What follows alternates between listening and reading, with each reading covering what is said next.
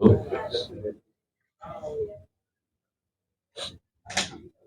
खरं म्हणजे तर आजची पत्रकार परिषद न घेता आम्ही आज देवेंद्र फडणवीस साहेब जे काही डायरेक्ट सभेला येणार होते तिथेच त्यांची भेट घ्यायचा प्रयत्न करणार होतो. पण म्हटलं त्याच्या अगोदर पत्रकार परिषदेतून जर काही माहिती त्यांच्यापर्यंत पोहोचली तर ते संध्याकाळी त्यांच्या जाहीर सभेत जे काही नवी मुंबईत एकमेकांवर चिखलफेक सुरू आहे किमान दोघांपैकी कोणाची तरी चौकशी लावते. म्हणजे म्हणतात 3,000 कोटी यांनी खाल्ले आणि दोघांचे राजीनामे आज फडणवीस साहेबांच्या सभेत घेतले जातील असा नवी मुंबईकर म्हणून आम्हाला विश्वास आहे. कारण एवढे आपले चारित्र्य पारदर्शीपणा जपणारे मुख्यमंत्री आहेत. मी खरं तर सर्वप्रथम इथे एक व्हिडिओ आपल्याला दाखवतो त्याचा खूप अस्पष्ट आणि पुसटसा उल्लेख फक्त गेल्या काही दिवसात माध्यमांमध्ये किंवा समाज माध्यमांमध्ये झालाय. प्रभाग क्रमांक 11 मध्ये शिवराम पाटील म्हणून शिवसेनेतून मूळ शिवसेनेतून शिंदे सेनेत गेलेले गद्दार आहेत. त्यांच्या मिसेस तिकडे उभ्या आहेत. खूप दबंग नेते.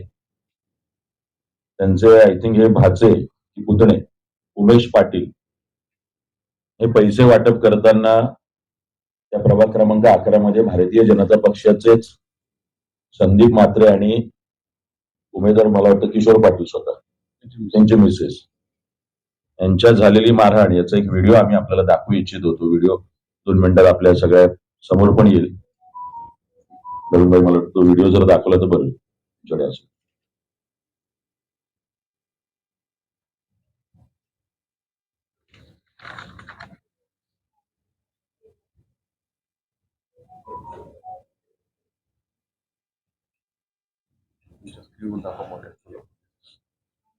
हा स्क्रीन नाही ना मोबाईल वरती दाखवतो.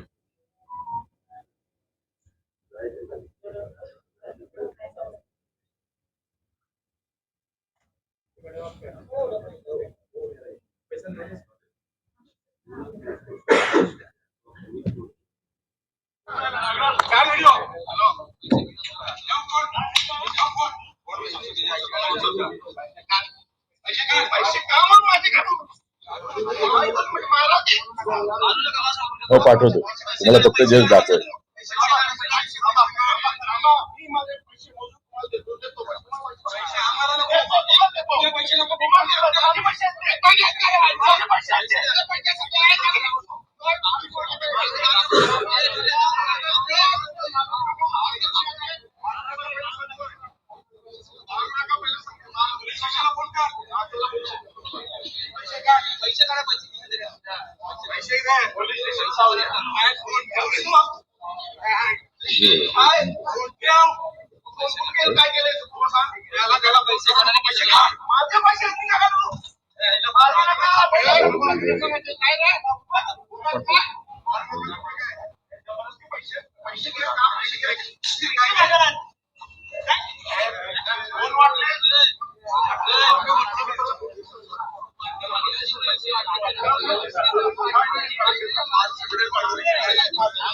संपलं की लगेच एका मिनिटात.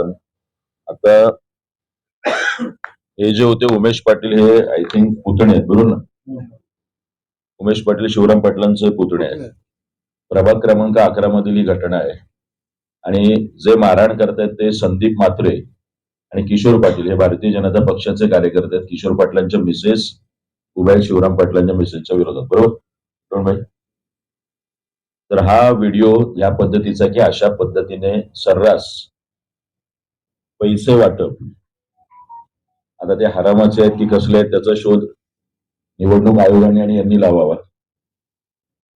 नवी मुंबईत 2 ते 3 दिवसांपूर्वी घटना घडली आणि तो काल परवाच आमच्याकडे व्हिडिओ आला म्हणून तातडीची ही पत्रकार परिषद आज आम्ही आयोजित केली. निवडणूक आयोगाला आमचं सांगणं आहे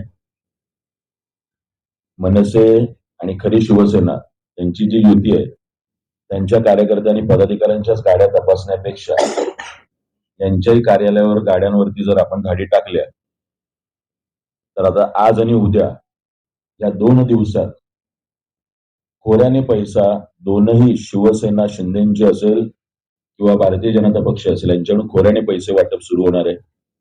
याच्यावर देखरेख ठेवण्याचं काम हे निवडणूक आयोगाचं आहे, इथल्या प्रशासकीय यंत्रणेचं आहे. अन्यथा बोगस मतदार तर घुसवायचे, पण सोबत 5,000 2,000 म्हणजे इथपर्यंत की वाशीमध्ये एक रिडेव्हलपमेंट मधला दलाल आहे मोठा शिंदे सेनेकडे, 20 रुपयाची नोट द्यायची आणि ज्या दिवशी मतदान आहे त्या दिवशी ती दाखवायची. आपण हवालाच्या माध्यमातून कसं करतो तसे प्रकार, आणि मग बाकीचे पैसे घेऊन जायचे, अर्धे हप्ता घेऊन जायचे. असे सर्रास प्रकार नवी मुंबईमध्ये चालू आहेत. आमचं निवडणूक आयोगाला सांगणं आहे की आपण याच्यावरती काम करा, अन्यथा बिनविरोध निवडणुका जशा आहेत त्याच पद्धतीने पैसे घेऊनच जर निवडणुका होणार असेल आणि पैसे वाटूनच जर मतदान होणार असेल, माझं नवी मुंबईकरांनाही सांगणं आहे, जर आपण आज 2,000 5,000 10,000 आपलं मतदान विकताय, इथल्या शिक्षणाचा प्रश्न असेल, आरोग्याचा असेल, पाण्याचा प्रश्न असेल, या सगळ्या प्रश्नांवरती जर आपण यांना जाब विचारला तर हे उत्तर देऊ शकणार नाही, कारण आपण आपलं मत पैशाने विकलेलं आहे.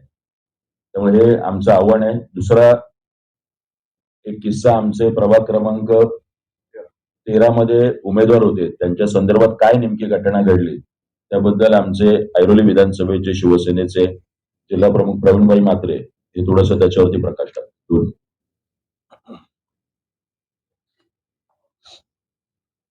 सर्वप्रथम सर्व पत्रकार बंधूंचं स्वागत. आपल्याला माहिती आहे अनेक बाजूच्या महानगरपालिकांमध्ये बिनविरोध निवडणुका झालेल्या आहेत. अशाच प्रकारे नवी मुंबईतही करायचा भरपूर प्रमाणात मोठ्या प्रमाणात प्रयत्न केला गेला आणि ते झालं नाही, म्हणून काही त्याचे पर्टिक्युलर जे एरिया आहेत तिथे त्यांचं प्राबल्य आहे. अशा ठिकाणी आमचे जे उमेदवार आहेत प्रभाग क्रमांक 13 चे राजेंद्र आव्हाड आणि 13 चे राजेंद्र आव्हाड आणि 13 च्या कविता थोरात ह्या जेव्हा त्या बालाजी म्हणून जी सोसायटी आहे तिथे प्रचारासाठी गेले असताना त्यांना तिथे अडवण्यात आलं. त्यांना आतमध्ये जाण्यापासून रोखण्यात आलं आणि वरून आरोपही केला गेला की तुम्ही शिंदे सेनेच्या पैशांवर उडताय म्हणून. आता शिंदे सेनेचं आणि आमचं वैर हे कोणाला सांगायची गरज नाहीये, त्यामुळं मनात वाटेल तसे आरोप तिथे केले गेले. नंतर पण आमचे कार्यकर्ते घाबरलेले आहेत आणि त्यांनी आतमध्ये जाऊन तो प्रचार केला. पण ही जी दडपशाही सुरू आहे, ही जी लोकशाहीची हत्या करणारी घटना सुरू आहे, तर ते निश्चितपणे तुम्हाला मी कटिगत दाखवतो. आजच आहे, शहरात रात्रीचा खेळ चालले, अनोळखी गुंडांचा वावर वाढल्याने शहरामध्ये भीतीचं वातावरण.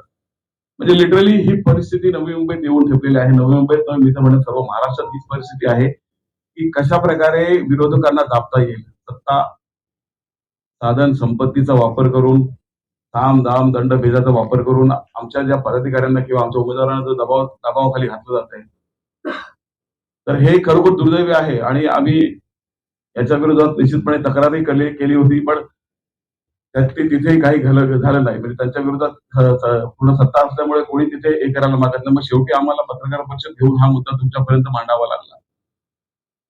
खूप प्रयत्न केले गेले त्यांना अगोदर माघार घ्यावी म्हणून. तशाच प्रकारचा प्रयत्न केला गेला प्रभाग क्रमांक 6 मध्ये आमच्या उमेदवारांनी माघार घ्यावी म्हणून. तिथेही आम्ही बदलो नाही. तिथेही आम्ही त्या आमच्या पदाधिकाऱ्यांना, आमच्या उमेदवारांना संरक्षित ठेवलं. एका ठिकाणी नेऊन त्यांचे फोन बंद करून ठेवावे लागले. इथपर्यंत ही मजल येऊन ठेपलेली आहे. म्हणजे बघा, तुम्ही परत मी सांगेन की लोकशाहीची हत्याच करायचा हा प्रकार चालू आहे. याच्यापुढे मला वाटतं निवडणुका फक्त घोषित होतील आणि बीजेपी आणि शिंदे सेनेचे उमेदवार जिंकले म्हणून सगळं घोषित होईल. इथपर्यंत परिस्थिती येऊन ठेपलेली आहे. तशी परिस्थिती गुंड खरोखर नवी मुंबईत तुम्ही बघाल तर अनोळखी लोक अनेक आता दिसायला लागलेली आहेत. प्रत्येक नोडमध्ये, आमच्या कोपरखेडल्या नोडमध्ये तेच चाललंय. अनेक लोकांना दमदाटी केली जाते, अनेक लोकांना दबाव टाकला जातो, अनेक लोकांना आमिष दाखवली जात आहे. आणि आता तर परिस्थिती अशी येऊन ठेपली की 5,000-7,000 रुपये मतामागे द्यायला लागलेले आहेत. म्हणजे ह्याच्यातूनही परत ते लोकशाहीची हत्याच करत आहेत.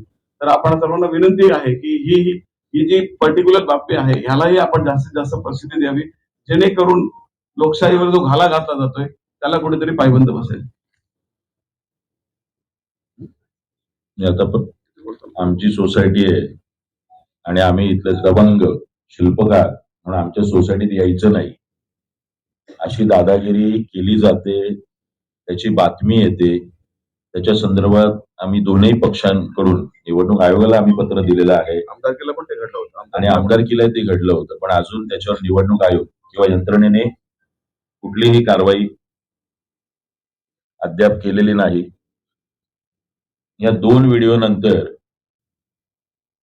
वाशीमध्ये प्रभाग क्रमांक 2 मिनिटे आणि निवडणूक आयोग काही कारवाई करायला असं वाटत नाही, कारण की आजचीच अजून एक बातमी आहे, लाडक्या बहिणींना मतदानाआधी पैसे देणार का, निवडणूक आयोगाची विचारणा. खरं तर निवडणूक आयोगाने आदेश द्यायला हवाय की तुम्ही कुठल्याही प्रकारचे पैसे वाटप करायचे नाहीयेत, पण निवडणूक आयोग त्यांना विचारणा करते राज्य सरकारला की तुम्ही पैसे देणार का. म्हणजे परिस्थिती कुठपर्यंत येऊन ठेपलेली आहे तुम्हाला कळतंय. जिथे आदेश दिला पाहिजे तिथे रिक्वेस्ट केली जाते की तुम्ही देणार आहात का. त्याच्यामुळे निवडणूक आयोगाकडनं आम्हाला म्हणावी तशी ही अपेक्षा नाहीये की ते आमच्या विषयावर काही कारवाई करतील. प्रभाग क्रमांक 17 मध्ये कुलकर्णी साहेब 2 मिनिटं बोलून मग प्रकाशबाईंना देतील. हा थांबा अनाऊन्स केलं पहिलं पॉज करा, पहिलं सांगा पार्श्वभूमी सांगा. प्रभाग क्रमांक 17 मध्ये भाजपचे उमेदवार आहेत अवधूत मोरे. या अवधूत मोरेंनी तुम्ही विकासाचं काम करत असताना तुम्ही काय करताय याचं तुम्ही भान ठेवणं हे फार गरजेचं आहे. याचं कारण त्यांनी आगरी कोळी समाज जो या नवी मुंबईमध्ये ज्यांच्या जमिनींवरती ही सगळी नवी मुंबई उभी राहिली, परंतु त्याचा कुठेही विचार न करता मार्केट कुठे असावं त्याचा गलिच्छ वास येतो, घाणेरडा वास येतो, असं करून आगरी कोळी समाजाच्या ज्या भावना दुखावलेल्या आहेत त्या संदर्भामध्ये आता प्रकाश पाटील साहेब जिल्हा प्रमुख आपल्याला माहिती देतील. इमॅजिन करा, जर तुमच्या घराच्या बाजूला मच्छी मार्केट असेल, तुम्ही ते वास दिवसभर सहन करू शकाल का? ए टाईप दिवस रात्र तो वास सहन करत आहे. नमस्कार, मी अवधूत विठ्ठल मोरे. आज आपण आलो आहोत आपल्या या ज्या फिश मार्केट आणि भाजी मार्केट जे बांधलेलं आहे सेक्टर 1A च्या रेजिडेन्शियलला लागून, तिथे आलो आहोत. मित्रांनो, हे दिवस रात्र मच्छीचा जो घाणीचा वास आहे तो या बिचाऱ्या ए टाईपच्या रहिवाशांना घ्यायला लागतो. त्रास होत आहेत त्या लोकांना, कोणी ऐकणारा नाहीये. इथे या समोरची जी व्यक्ती आहे जे कॉर्पोरेटर होते त्यांना प्लॅनिंगची समज नाही. कारण हेच जर तुम्ही रिव्हर्स करू शकला असतात की मच्छी मार्केट भाजी मार्केटच्या ठिकाणी ठेवलं असतात आणि भाजी मार्केट मच्छी मार्केटच्या ठिकाणी ठेवलं असतं, तर ते बिचारे ए टाईपचे लोकांना हा त्रास झाला नसता. त्यासाठी तुम्हाला प्रॉपर टेक्निकल नॉलेज असलं पाहिजे, प्लॅनिंगची समज असली पाहिजे. हे जे मी तुम्हाला आज सांगितलं या प्लॅनिंगच्या बद्दल, हे बरोबर आहे की चुकीचं आहे हे तुम्ही मला कमेंट मध्ये सांगा.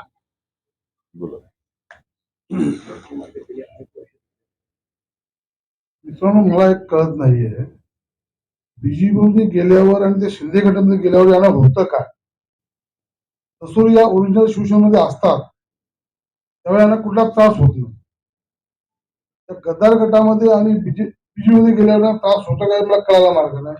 मागे त्या एक महिला त्या आगरी कोळी समाजाबद्दल बोलल्या, त्याच्यानंतर त्या ठाणेदार मीनाक्षी शिंदे त्यांनी काहीतरी स्वीकार केली. ते चाललंय काय, जे आमचा आगरी कोळी समाज ऐकतो म्हणून तुम्ही त्याचा मुद्दा हे करता का. आणि दुसरे करतात तर कोण करतात, बीजेपी आणि शिंदे गट हेच, दुसरे कोणाला येणार. आज तो मच्छी मार्केट किती जुना आहे, तुम्ही राहता कुठे, बोलता कुठे, प्रभाग जरी असला तर तुम्हाला वास कसा काय तिथे येऊ शकतोय. आता तो महापालिकेनेच बनवलाय ना. महापालिकेची सत्ता कोणाची आहे, शिंदे गटाची होती आणि बीजेपीची होती. मग त्यांची चुकी आहे, त्यांचाच दोष आहे, त्यांच्यावर तुम्ही हे करा, आरोप करा. तुम्ही दुसऱ्या आरोप कशाला करता, लोकांच्या पोटावर पाय कशाला आणता. एवढे तर तुम्हाला वास येत नव्हता. आता बीजेपीत गेल्यावर उभं राहायचं म्हणून काहीतरी करा, पक्षाची गद्दारी करायची आणि ही सगळी नाटकं करायची. पण मी आगरी कोळी समाजातर्फे त्यांना आव्हानच करतो, असं तुम्ही बोलत राहिलात आमचा उद्रेक होईल.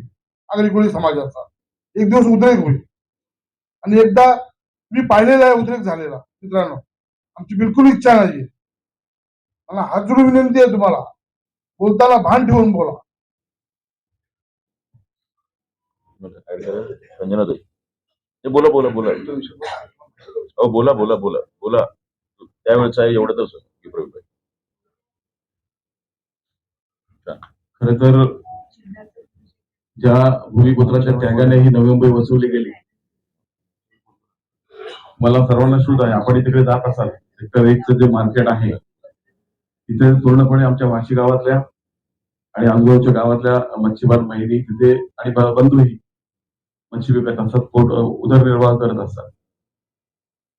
सुरुवातीला तर म्हणजे आमच्या सगळ्या आगरी कोळ्यांचे तेच व्यवसाय होते, मच्छीमारीचा व्यवसाय आणि शेतीचा व्यवसाय होता. आणि जेव्हा आगरी कोळ्यांनी एवढ्या जमिनी दिल्यानंतर नवी मुंबई वसवली आणि त्या नवी मुंबईत तुम्ही राहायला आलाय आणि त्याच आगरी कोळी बांधवांबद्दल तुम्ही जेव्हा असे उद्गार काढता ते निश्चितच निषेधार्ह आहे. आणि अशा प्रकारचे उद्गार जसं प्रकाश दादा बोलले की आम्ही याच्या पुढे खपून घेणार नाही आणि या विषयावर जर पुन्हा असं काही घडलं तर मग आगरी कोळी समाजाची नक्की जो ठसका आहे तो काय दाखवल्याशिवाय आम्ही राहणार नाही, एवढंच मी सांगू इच्छितो. सेक्टर 1चं जे मार्केट आहे ते जवळ 94-95 पासूनचं मार्केट आहे. आम्ही राहायला आलो जवळ 80 पासूनचं म्हटलं तरी हरकत नाही. 80 ला जेव्हा आम्ही राहायला आलो तेव्हापासूनचं ते मार्केट आहे आणि ते मार्केट बांधण्यात यावं म्हणून जेव्हा आमची सत्ता होती 95 ते 2000 तेव्हाचा हा प्रस्ताव होता आणि त्याच्यानंतर ते मार्केट बांधले गेलेलं आहे. त्यामुळे एवढ्या जुन्या मार्केटवर आता विषय घ्यायचा किंवा आता बोलायची काही गरज नाहीये. कारण तिथले जे मच्छीमार आमच्या भगिनी आहेत किंवा भाजीवाले आहेत ते बऱ्यापैकी नव्या मुंबईतले आहेत. सेक्टर 9ला वगैरे जसे बाहेरचे जे मानखुर्द वगैरे चेंबूरचे येऊन बसतात तसे नाहीये. ते स्थानिक भाजीवाले आणि स्थानिक मच्छीवाले आहेत. त्यामुळे तो विषय खूप चुकीचा घेतलेला आहे. 3 व्हिडिओची हॅट्रिक झालेली आहे. विषय गेले काही दिवस आपण पाहताय, दोनही कॅबिनेट मधले मंत्री भाजप आणि शिंदे सेनेची जी काही महायुती आहे याचं सरकार आहे एकमेकांवरती भ्रष्टाचाराचे आरोप करतायत आणि इतके टोकाला जाऊन आरोप केलेत की भ्रष्टाचारी क्रमांक 1 कोण याची स्पर्धा सुरू आहे की काय असं चित्र संपूर्ण नव्या मुंबईत आहे, नवी मुंबईत आहे. बाकी कुठल्याही प्रश्नावरती कोणी बोलायला तयार नाही, ना पाण्याच्या, ना आरोग्याच्या, ना मैदानांच्या, ना गार्डनच्या, ना वॉर्ड सभाच्या, ना इतर विकास कामांच्या. गणेश नाईक साहेब म्हणतायत 3000 कोटीचा भ्रष्टाचार एकनाथ शिंदे यांनी केलाय. आज मुख्यमंत्री स्वतः नवी मुंबईत आहे. तात्काळ मुख्यमंत्री देवेंद्र फडणवीस साहेबांनी या प्रकरणाची चौकशी लावली पाहिजे अशी आमची शिवसेना आणि मनसे युतीची मागणी या पत्रकार परिषदेतून आहे. आणि जर थोडी नैतिकता शिल्लक असेल तर एकनाथ शिंदेंनी सुद्धा आज तात्काळ या विषयासंदर्भात राजीनामा दिला पाहिजे आणि चौकशीला सामोरे गेलं पाहिजे. जर नरेश म्हस्के यांचं म्हणणं असेल की गणेश नाईक साहेबांनी 350 हेक्टर जागा आडवली बुतवलीला जर सरकारी जमीन हडप केलेली आहे, गणेश नाईक साहेब आपण सुद्धा या चौकशीला सामोरे गेलं पाहिजे आणि आपलाही राजीनामा नवी मुंबईकरांना हवाय. त्या दोनही मंत्र्यांचे राजीनामे आम्ही मागतोय, कारण इतके भ्रष्टाचाराचे आरोप जर एकमेकांवर आपण करताय तर आम्ही प्रश्नचिन्ह उभं करण्याचा प्रश्नच नाही. एक टेंडर सम्राट आहेत ठाण्यातून आलेले, तर एक जमिनी लाटणारे बकासूर सम्राट सुद्धा आहे. या दोनही ट्रॉफ्या आज आम्ही इथे तुमच्या समोर सादर करतोय. 2 पारितोषिकं तुमच्या समोर आम्ही सादर करतोय. या ट्रॉफ्या आपण म्हणाल त्यावेळी एकनाथ शिंदे साहेब आणि गणेश नाईक साहेब यांना सुपूर्द केल्या जातील.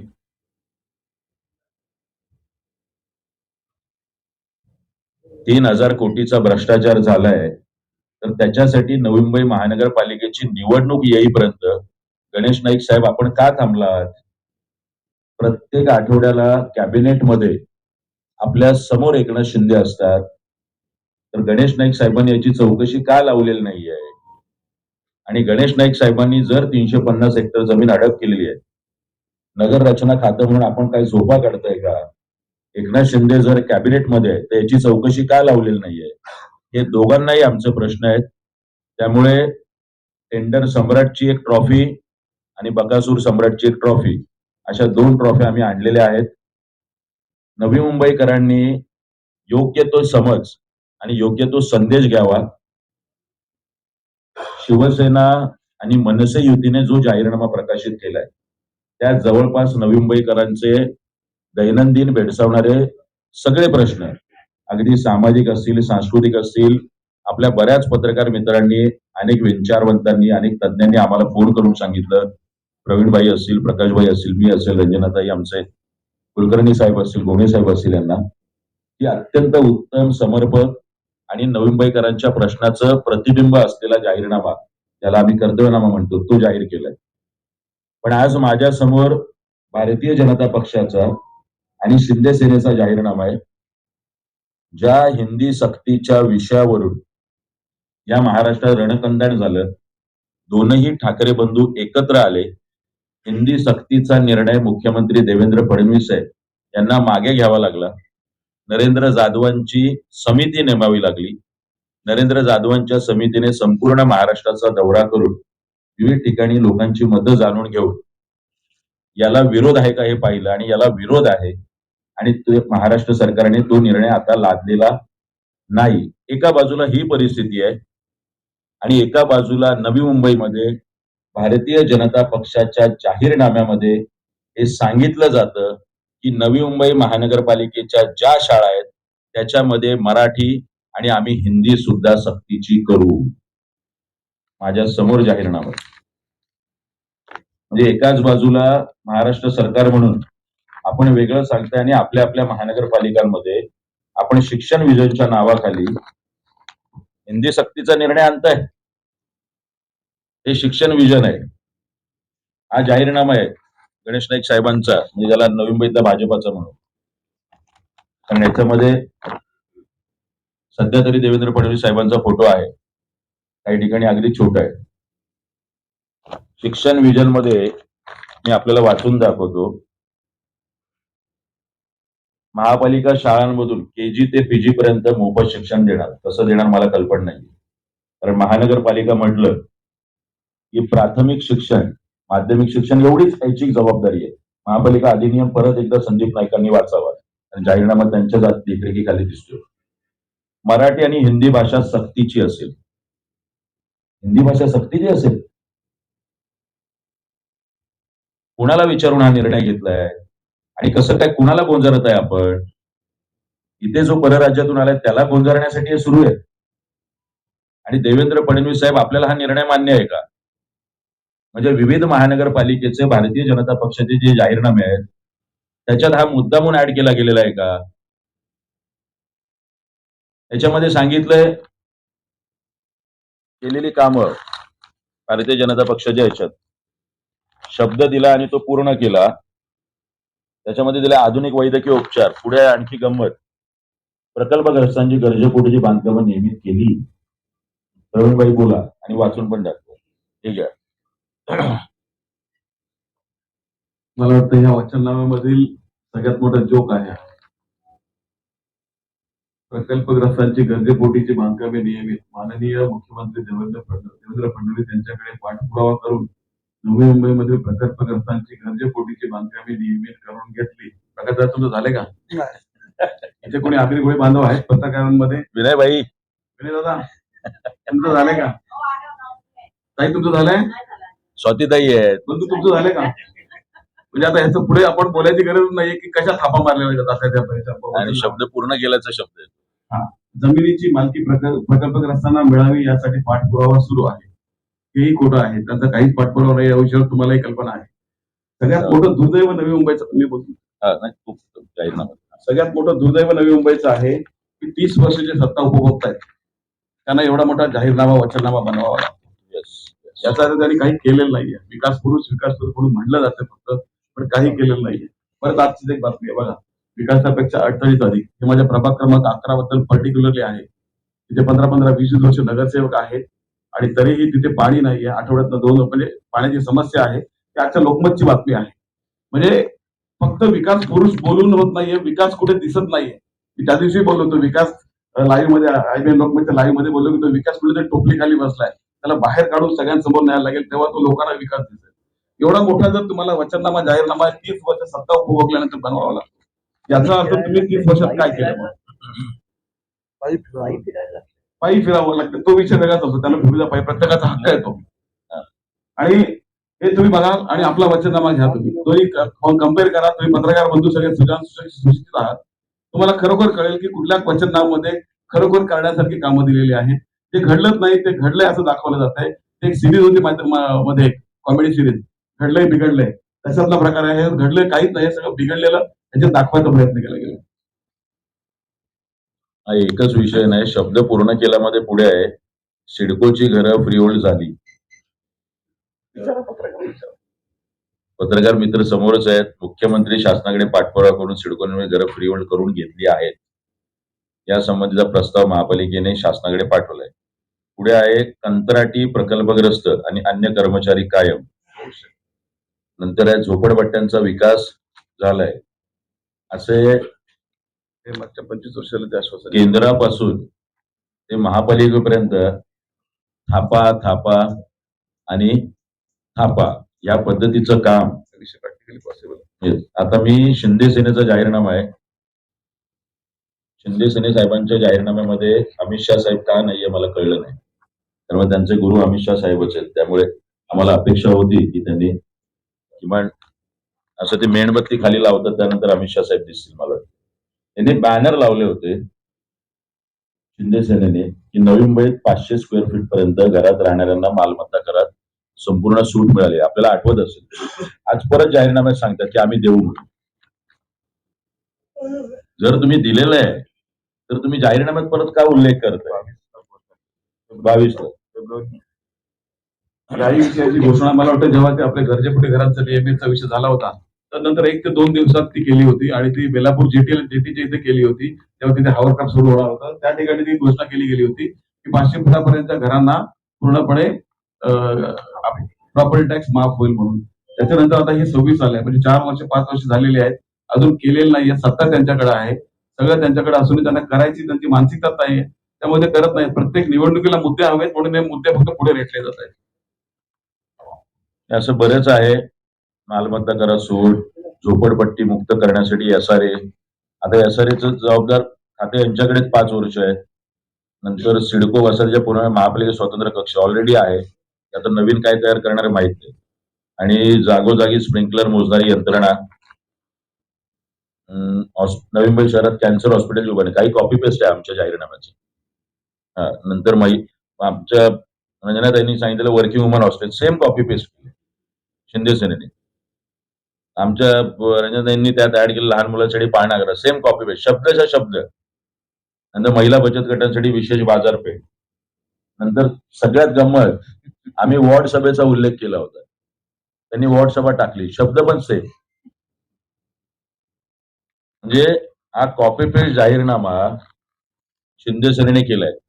आता पक्ष चोरल्यानंतर जाहीरनामे पण चोरायला सुरुवात शिंदे सेनेने केलेली आहे. कारण नवीन काही अक्कल असलेले लोक नसल्यामुळे या पद्धतीचा प्रताप नवी मुंबईमध्ये दिसतोय. पण आमच्या या पत्रकार परिषदेतून नवी मुंबईकरांना सतत सांगणे बोलतात नाही. तुम्हाला तो गल्लोगल्लीचा विषय बोला, तो गल्लोगल्ली प्रचार करावा लागतो. सांगा सांगा. अतिशय महत्वाचं म्हणजे या दोन्ही पक्षांचे आम्ही जाहीरनामे बघतोय. आज नवी मुंबईमध्ये जर का बघाल, मी नेरुळमध्ये किंवा बाकी CBD मध्ये, वाशीमध्ये वगैरे बघतोय तर संदीप नाईक, गणेश नाईक हे रस्ते फिरतायत. स्वतः यांना कित्येक किलोमीटर चालावं लागतंय. आणि तुम्ही जर का 30 वर्ष जर का तुमच्याकडे सत्ता आहे आणि तुम्ही जर का एवढी जर का कामं केलेली आहेत, तुम्ही जर का शिल्पकार आहात, तर तुम्हाला एवढं गल्लोगल्ली फिरायची गरज काय? काल मी बघतो परवाच्या दिवशी संदीप नाईक वाशीमध्ये महालक्ष्मी सोसायटी पासून सेक्टर 6 पर्यंत गेले. काल सेक्टर 6 पासून गणेश नाईक उलटे आले आणि इथपर्यंत आले. अरे काय चाललंय? तुम्ही जर का तुम्ही जर का कामं केली असतील तर तुम्हाला एवढं गल्लोगल्ली फिरायची जरूर काय लागते?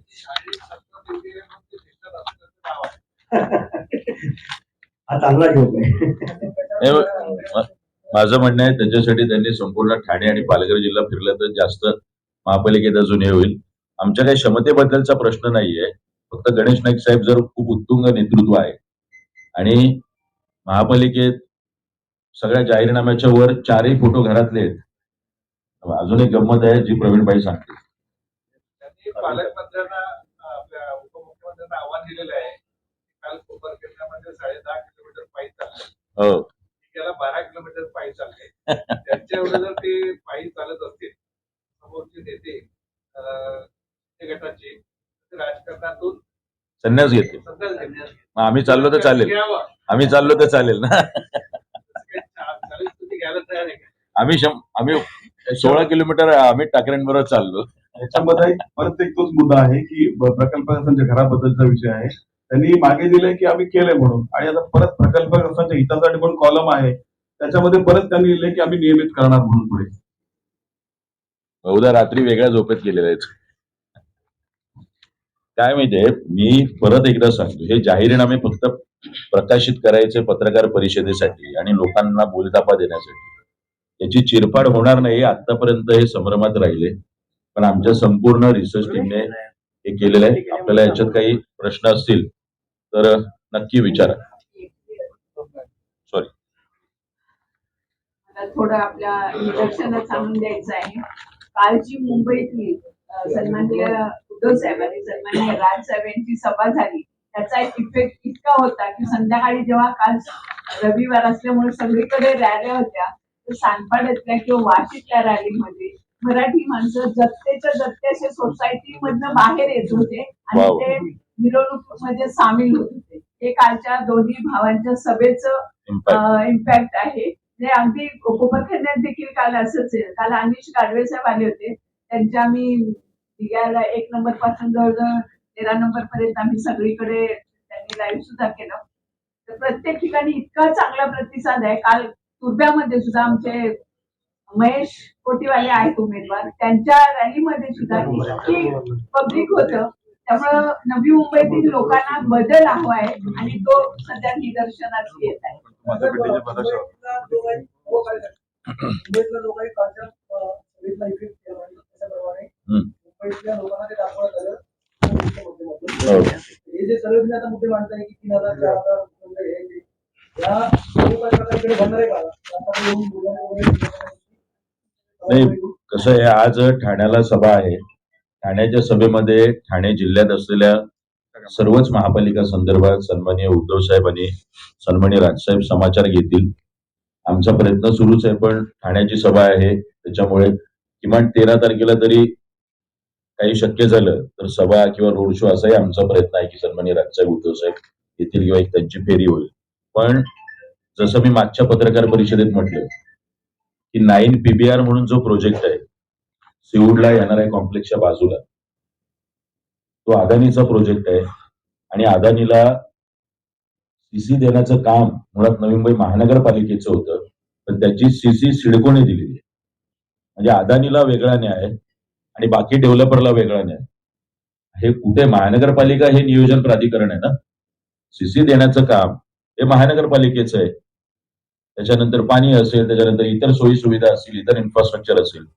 म्हणजे अदानी समूह महानगरपालिका या संरचनेला मानत नाहीत का? आणि स्वतःच्या पद्धतीने राज्य सरकार हे देण्याचं काम सिडकोने केलं, म्हणजे एकनाथ शिंदेंनी केलेलं आहे. थेट हा आमचा आरोप आहे. अशा पद्धतीचे प्रकार सुरू आहे. नवी मुंबई विमानतळात नोकऱ्या लावतोय म्हणून 100 जाहिराती तुमच्या व्हॉट्सअपवर येत असतात. आमच्याकडे तो एक व्हिडिओ आहे जो आता मी आणलेला नाहीये. त्या व्हिडिओत थेट सांगितलं आता 3 लाख रुपये द्या आणि तुम्हाला नवी मुंबई विमानतळात नोकरीला देतो म्हणून. मागच्या पत्रकार परिषदेत मी तुम्हाला सांगितले होते, एकाची फसवणूक झाली होती त्या पद्धतीने. काही प्रश्न असतील तर कृपया.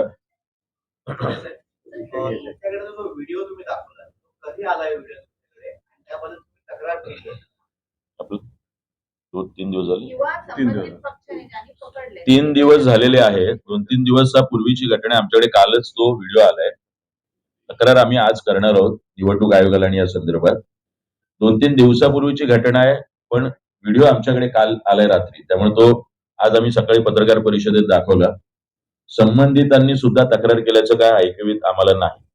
ही आता थोडीशी मिली बघत आहे कुस्तीची. प्रकरण दाबण्याचा प्रयत्न होतोय. 100%. म्हणजे मला समाज माध्यमातही जर माझ्याकडे आला याचा अर्थ अजून 1000, 2000, 5000 लोकांकडे सुद्धा हा व्हिडिओ गेला असेल. हे प्रकरण दाबणं म्हणजे काय, फक्त तोंडी लावायला आज 16 तारखेपर्यंत गणेश नाईक साहेबांनी एकनाथ शिंदेवर बोलायचं आणि एकनाथ शिंदेच्या बगलबच्च्यांनी 16 तारखेपर्यंत बोलायचं. तिथे अजित पवार साहेबांनी पुणे पिंपरी चिंचवडला बीजेपीवर बोलायचं आणि बीजेपीच्या लोकांनी अजित पवार 16 तारखेनंतर तेरी बी चूप और मेरी बी चूप. म्हणजे 16च्या अगोदर चौकशी लावली गणेश नाईक साहेबांनी एकनाथ शिंदेची, तर नवी मुंबईकरांना चांगला मेसेज जाईल. एवढी हिंमत गणेश नाईक साहेबांनी नक्की केली पाहिजे आणि एकनाथ शिंदेची चौकशी लावली पाहिजे. एकनाथ शिंदेने राजीनामा दिला पाहिजे. पहले सर आपका जो पूरा फोकस है इस प्रेस कॉन्फ्रेंस का वो सिर्फ विरोधियों के ऊपर है. जी. आप लोग चुनाव से पहले बहुत आक्रामक रहे हैं मुद्दों को लेकर, लेकिन जब चुनाव में देख रहे हैं तो इतनी आक्रामकता ना तो शिवसेना पाठा की दिख रही है ना तो आपकी दिख रही है. तो क्या इसका मतलब ये है जो कहा जा रहा है कि आप लोगों ने मैदान एक तरह से छोड़ दिया है बीजेपी और शिवसेना की? सच क्या है? आक्रमकता मतलब म्हणजे चिखलफेक करणं एकमेकांवरती.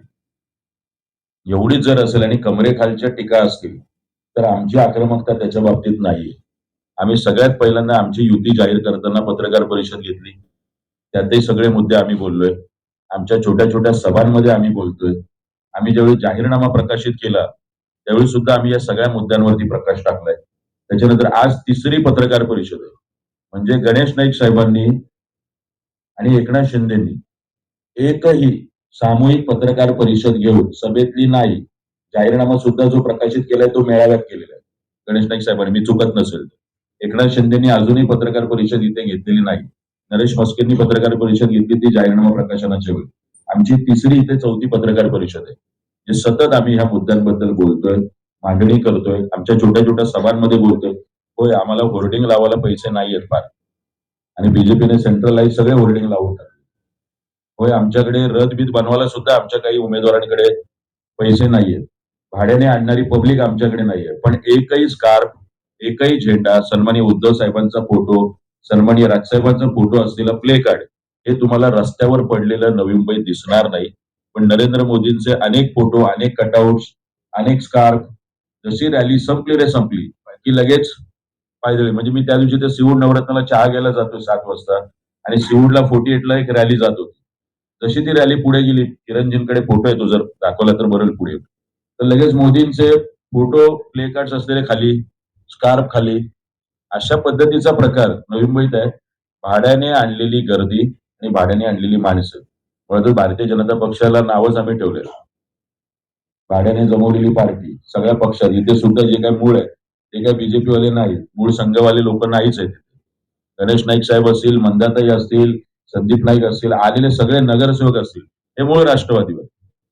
शिंदेकडे आलेली सगळी माणसं ही मूळ शिवसैनिक. असे काही फोटो आहे, भरपूर आहेत आमच्याकडे, व्हिडिओज आहे. हा सिवूडला तो मोदींचं स्वतःच प्ले कार्ड पडलेलं आहे. हे असे सगळे प्रकार आहेत, पण तुम्हाला त्यात आमचं दिसणार नाही शक्यतो. तर आमची आक्रमकता आहे. आम्ही बोलतोय सतत, मीडियामधून जे बोलायचं ते बोलतोय, रस्त्यावरती जे बोलायचं ते आम्ही बोलतोय. आमचे उमेदवार सर्वसामान्य आहेत, पदवीधर उमेदवार आहेत, ते त्यांच्या प्रश्नात प्रत्येक प्रभागाचा, जवळपास प्रत्येक प्रभागाचा आमचा जाहीरनामा आमच्या उमेदवारांनी प्रकाशित केलाय. म्हणजे यांचे तर खोटे जाहीरनामे आहेत. यांच्या प्रभागातल्या उमेदवारांना कळत नाहीये की त्यांनी काय नेमकं करावं. ते फक्त पैसे वाटायचे आणि निवडणुका जिंकायच्या, बोगस मतदान आणायचं. म्हणजे मला ही माहिती मिळाली की बसेस भरून भरून पुढच्या काही दिवसात मतदानाला लोक आणली जाणार आहेत. 1000-1200 लोक ही बाहेरून आणली जाणार आहे. अजित पवार साहेबांसारखा काही पदावर असणारा व्यक्ती सांगतो की 2-2.5 हजार मतं यांनी मशीनमध्ये सेट करून ठेवलेले आहेत आणि पिंपरी चिंचवडला सांगतात आणि त्यांच्या माणसाला बीजेपीवाले ऑफर देतात किंवा आमच्याकडे या 2,500 मतं आम्ही ऑलरेडी सेट केलेली आहेत. म्हणजे ती ईव्हीएम वापरायची, पैसे वापरायचे, सगळ्या पद्धतीच्या यंत्रणा वापरायच्या आणि काही करून निवडणुका जिंकायच्या. आणि मुंबईबरोबर नवी मुंबई सुद्धा अजून 10 प्रोजेक्ट 9 पीबीआर सारखे अदानीचे होतील आणि महानगरपालिकेच्या सीसीची सुद्धा गरज पडणार नाही. असे काही प्रकार पुढच्या भविष्यात आपल्याला दिसतील. आप कई गंभीर आरोप करप्शन का लगा रहे हैं, दोनों नेता आपस में, शिवसेना और जी। बीजेपी में लगा रहे हैं. आप भी लगातार करप्शन का मुद्दा उठाते रहे, उसका परिणाम आज तक नहीं निकला. दूसरी चीज, आप कह रहे हैं कि आपके जितने भी कैंडिडेट्स हैं वो प्रभाग का डेवलपमेंट का उन्होंने अपना एजेंडा या वचननामा किया. इतना कुछ अच्छा मिशन और विजन होने के बावजूद आखिर क्या वजह है कि मन से एक भी सीट नहीं ला पा रहे? आप इस बार क्या क्या देख रहे हैं, क्या भविष्य देख रहे हैं? नवी मुंबईमध्ये मुळात आम्ही 15 नंतर 25 पर्यंत काही निवडणुकांचाच विषय नव्हता. आपली निवडणूक 15 नंतर थेट 25 ला येते. 15ला 6 महिने झाले होते मी शहर अध्यक्ष होऊन. आमची तयारी होती, पण 14च्या अपयशामुळे साहेबांनी सांगितलं की आपल्याला ही 15ची निवडणूक नाही लढवायची आणि 15 नंतर 20 ला होणार होती. आमची तयारी होती 20 ला, पण 20 ला कोविड आलं मार्चमध्ये, तर ती निवडणूक पुढे ढकलली गेली.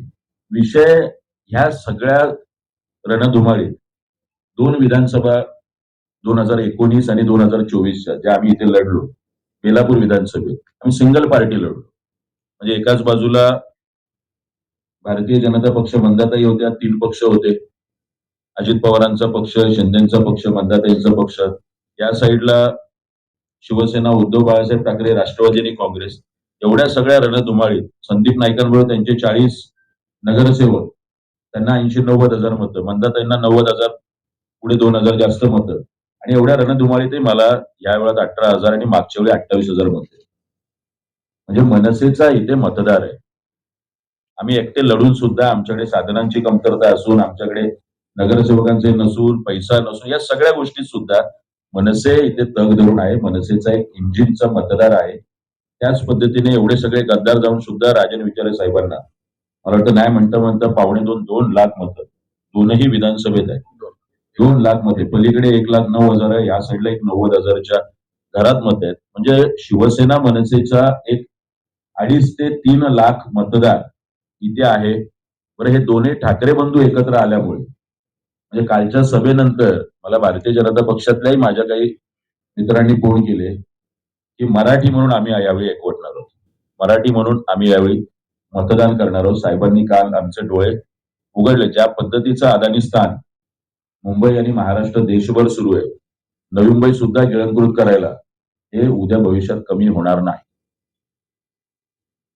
साहेब, आता तुमच्याकडे असे आरोप होत आहेत की अशा प्रकारच्या स्फोटक पत्रकार परिषदेत घेऊन जनतेची दिशाभूल करत आहेत. काही वेळेला तुम्ही ब्लॅकमेल करतायत असाही आरोप होतोय अधिकाऱ्यांना, महापालिकेचे, आणि पैसे वगैरे घेतात असाही आरोप.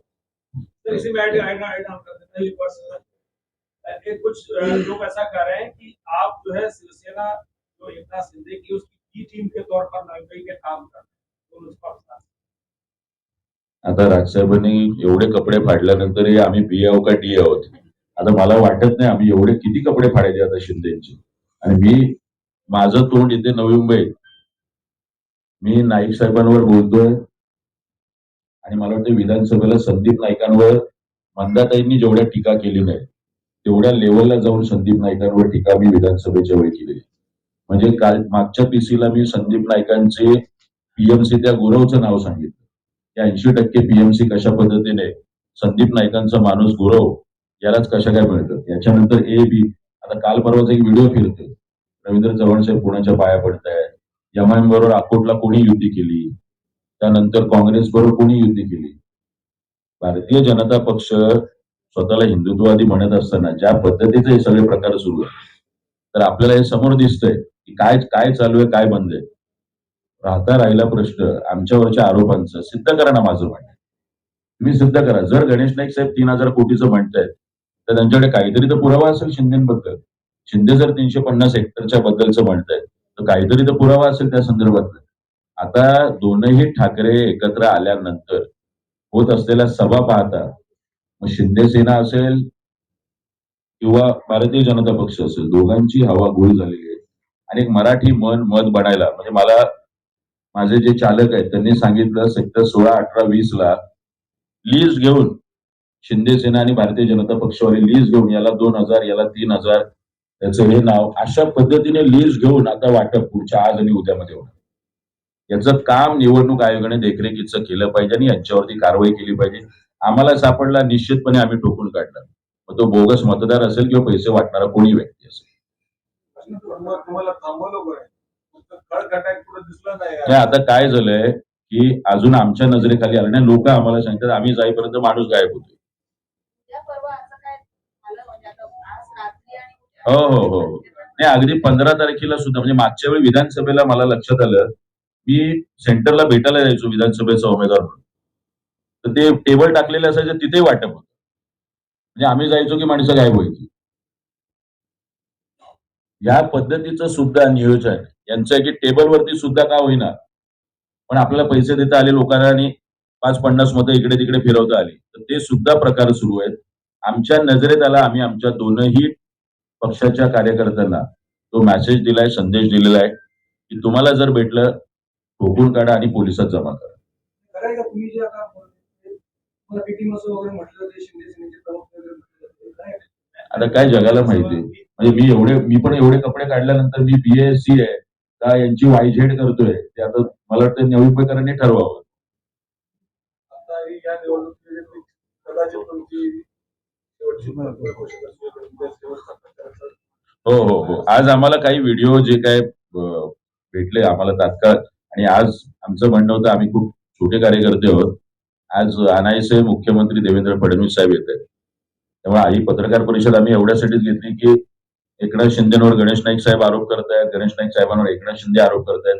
तर त्या दोघांची चौकशी आणि दोघांचेही राजीनामे आज सभेमध्ये फडणवीस साहेबांनी घेतले तर एक पारदर्शी कारभाराचं एक उत्तम उदाहरण नवी मुंबईकरांसमोर फडणवीस साहेबांना सेट करता येईल. त्यामुळे आजची पत्रकार परिषद आम्ही तात्काळ घेतलेली की चौकशी होऊनच जाऊ द्या.